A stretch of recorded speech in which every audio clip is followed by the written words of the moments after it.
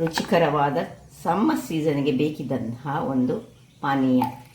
ಯಾವುದರಿಂದ ಮಾಡಿದ್ದೇನೆ ನಿಮಗೆ ಗೊತ್ತಾಗ್ತದೆ. ಇದು ನೋಡಿ, ಕಬ್ಬಿನ ರಸದ ಹಾಗೆ ಉಂಟು.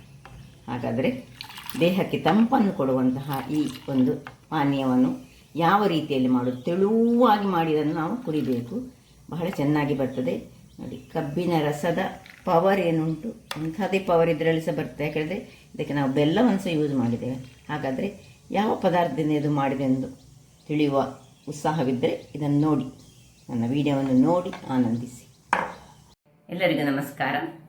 ಇವತ್ತು ಇನ್ನೊಂದು ಬಗೆಯ ಸಮ್ಮರಿಗೆ ಬೇಕಾದಂತಹ ಪಾನೀಯ, ಅಥವಾ ಇದನ್ನು ಸಮ್ಮರಲ್ಲೇ ಕುಡಿಬೇಕಂತ ಏನಿಲ್ಲ, ಡೈಜೆಷನ್ ಪ್ರಾಬ್ಲಮ್ಗೆ ಬಹಳ ಸೂಕ್ತವಾದ ಒಂದು ಪಾನೀಯ ಇದು.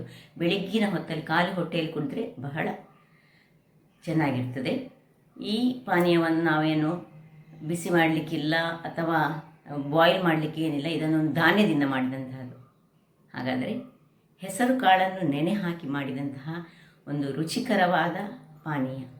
ಸ್ವಲ್ಪ ಹೆಸರು ಕಾಳಿದ್ದರೆ ಸಾಕು, 1-2 ಚಮಚದಿಂದ 1 ಗ್ಲಾಸ್ನಷ್ಟು ಮಾಡ್ಕೊಳ್ಬೋದು.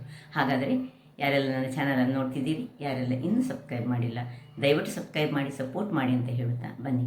ಈ ಒಂದು ಆರೋಗ್ಯದಾಯಕವಾದ ಈ ಕಾನ್ಸ್ಟಿಪೇಷನ್ ಪ್ರಾಬ್ಲಮ್ ಯಾರಿಗುಂಟು, ಅಂದರೆ ಮಲಬದ್ಧತೆ, ಅಂಥವರು ಇದನ್ನು ಡೈಲಿ ಬೆಳಗಿನ ಹೊತ್ತಲ್ಲಿ ತೆಗೆದುಕೊಂಡ್ರೆ ಬಹಳ ಉತ್ತಮ. ಬನ್ನಿ ಹೇಗೆ ಮಾಡೋದೆಂದು ನೋಡೋಣ. ನಮಸ್ತೆ ಮಿತ್ರರೇ. ನೋಡಿ, ಹೆಸರು ಕಾಳನ್ನು ನಾನು ನೀರಿನಲ್ಲಿ ಹಾಕಿಟ್ಟುಕೊಂಡಿದ್ದೇನೆ.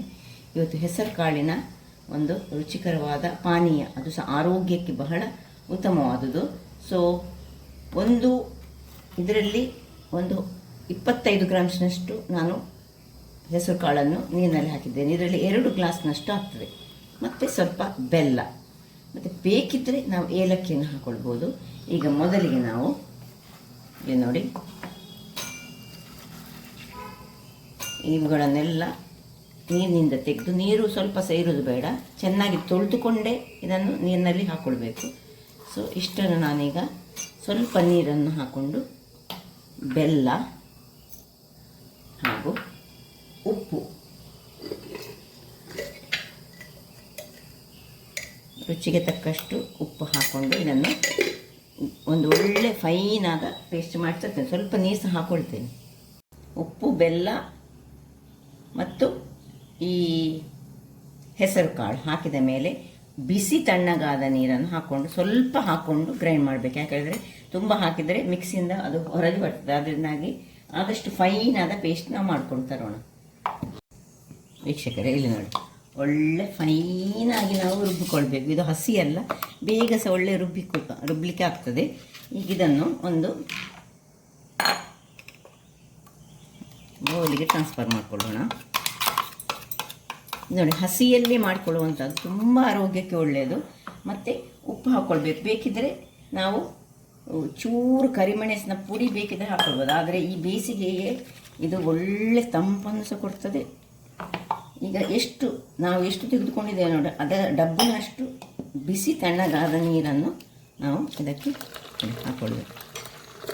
ಇಲ್ಲಿಗ ನಿಮಗೆ ಸಿಹಿ ಸ್ವಲ್ಪ ಚಪ್ಪೆ ಅಂತ ಕಂಡ್ರೆ ನಾವು ಕಬ್ಬಿನ ಜ್ಯೂಸಿನ ಥರದಲ್ಲೇ ಬರ್ತದೆ. ಇನ್ನೂ ಸಹ ನೋಡಿ, ಇದಕ್ಕಿಂತ ಸಹ ತೆಳುವಾಗಬೇಕು.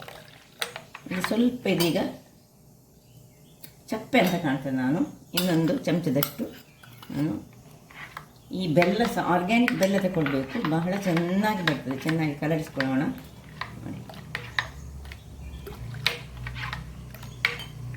ಇನ್ನು ಇದಕ್ಕೆ ಸ್ವಲ್ಪ ಏಲಕ್ಕಿಯನ್ನು ಗುದ್ದಿಕೊಂಡು ಹಾಕೊಳ್ಳೋಣ. ನೋಡಿ ಹೇಗೆ ಬಂತು ನೋಡಿ, ಕಬ್ಬಿನ ಜ್ಯೂಸಿನ ಹಾಗೆ ಉಂಟು. ಇದಕ್ಕಿಂತ ಸಹ ನೀರು ಬೇಕಿದೆ, ಇದಕ್ಕೆ ನೀರು ಮಾಡ್ಬೋದು. ಈ ಬಿಸಿಲಿನ ಬೇಗೆಯಿಂದ ಮಧ್ಯಾಹ್ನದ ಹೊತ್ತಿಗೆ ಇದನ್ನು ಮಾಡಿ ಚಿಲ್ ಮಾಡಿಟ್ಟುಕೊಂಡು ಬೇಕಿದ್ದರೆ ಫ್ರಿಜ್ಜಲ್ಲಿಟ್ಟು ಸಹ ಕುಡಿಬೋದು. ಫ್ರಿಜ್ಜೇ ಇಟ್ಟು ಯಾರಿಗೆ ಆಗೋದಿಲ್ಲ ಅಂಥವರು ಇಲ್ಲದೆ ಸಹ ಕುಡಿಬೋದು. ಈಗ ನಾನು ಇದಕ್ಕೆ ಸ್ವಲ್ಪ ಏಲಕ್ಕಿ ಹಾಕ್ಕೊಡ್ತೇನೆ. ನಾನು ಹೆಚ್ಚಾಗಿ ಏಲಕ್ಕಿಯನ್ನು ಹೀಗೆ ಪುಡಿ ಮಾಡಿಕೊಂಡೇ ಹಾಕೊಳ್ಳೋದು. ಪುಡಿ ತಂದಿಟ್ಟುಕೊಂಡು ಕೆಲವರು ಯೂಸ್ ಮಾಡ್ತಾರೆ. ಅದು ಪರಿಮಳ ಈ ನಾವು ಬುದ್ಧಿ ಮಾಡಿದಷ್ಟು ಚೆನ್ನಾಗಿ ಬರೋದಿಲ್ಲ. ಇದು ಏಲಕ್ಕಿ ಆಪ್ಷನಲ್ಲಿ, ಯಾರಿಗೆ ಬೇಡ ಅಂಥವರು ಇದನ್ನು ಸ್ಕಿಪ್ ಮಾಡ್ಕೊಳ್ಬೋದು. ಸೊ ಇಲ್ಲಿ ಸ್ವಲ್ಪ ಒಂದು ಕರಿಮೆಣಸನ್ನು ಸಹ, ಶೀತದ ಪ್ರವೃತ್ತಿ ಇರುವವರು ಒಂದು ಸಣ್ಣ ಕರಿಮೆಣಸನ್ನು ಗುದ್ದಿಕೊಂಡು ಸಹ ಹಾಕ್ಕೊಳ್ಬೋದು. ಒಂದು ಪಿಂಚ್ ಆಫ್ ಹಳದಿ ಬೇಕಿದ್ದರೆ ಸಹ ಹಾಕ್ಕೊಳ್ಬೋದು. ಈಗ ಇದನ್ನು ಸರ್ವ್ ಮಾಡ್ಕೊಳ್ಳೋಣ. ನೋಡಿ, ಕಬ್ಬಿನ ಹಾಲಿನ ರೀತಿಯಲ್ಲೇ ಬರ್ತದೆ. ರುಚಿ ಸಹ ಅಷ್ಟೇ ಅದ್ಭುತವಾಗಿರ್ತದೆ.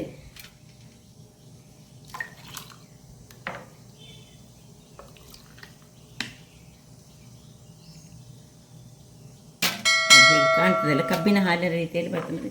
ಟೇಸ್ಟ್ ಸಹ ಕಬ್ಬಿನ ಹಾಲಿನ ಟೇಸ್ಟ್ ಅಲ್ಲ, ಇದರ ಟೇಸ್ಟ್ ಅದರದ್ದೇ ಹೆಸರು ಕಾಳಿನ ಟೇಸ್ಟು. ಬೇಯಿಸ್ಲಿಕ್ಕಿಲ್ಲ, ಏನು ಮಾಡಲಿಕ್ಕಿಲ್ಲ. ಈ ರೀತಿಯಾಗಿ ನಾವು ಮಾಡಿ ಕುಡಿದ್ರೆ ದೇಹಕ್ಕೆ ಸಹ ತಂಪು. ಯಾರಿಗೆ ತುಂಬ ಈ ಉಷ್ಣ ಪ್ರವೃತ್ತಿಯವರಿದ್ದಾರೆ ನೋಡಿ ಅಂಥವರು ಈ ಸೆಕೆಗಾಲದಲ್ಲಿ ಇದನ್ನು ಮಾಡಿಟ್ಟುಕೊಂಡು ಫ್ರಿಜ್ಜಲ್ಲಿ ಇಟ್ಟುಕೊಂಡು ಈ ಸಂಜೆ ತನಕ, ಅಂದರೆ ರಾತ್ರಿ ಮೇಲೆ ಇದನ್ನು ಕುಡಿಬಾರ್ದು, ಬೆಳಿಗ್ಗಿನ ಹೊತ್ತಲ್ಲಿ ಖಾಲಿ ಹೊಟ್ಟೆಯಲ್ಲಂತೂ ಕುಡಿದ್ರೆ ಬಹಳ ಅದ್ಭುತವಾದ ಒಂದು ಔಷಧ ಅಂತಲೇ ಹೇಳ್ಬೋದು. ಹಾಗಾದರೆ ಯಾರೆಲ್ಲ ನನ್ನ ಚಾನಲನ್ನು ನೋಡ್ತಿದ್ದೀರಿ, ಯಾರೆಲ್ಲ ಇನ್ನೂ ಸಬ್ಸ್ಕ್ರೈಬ್ ಮಾಡಿಲ್ಲ, ದಯವಿಟ್ಟು ಸಬ್ಸ್ಕ್ರೈಬ್ ಮಾಡಿ, ಸಪೋರ್ಟ್ ಮಾಡಿ ಅಂತ ಹೇಳುತ್ತಾ ಎಲ್ಲರಿಗೂ ಧನ್ಯವಾದಗಳು.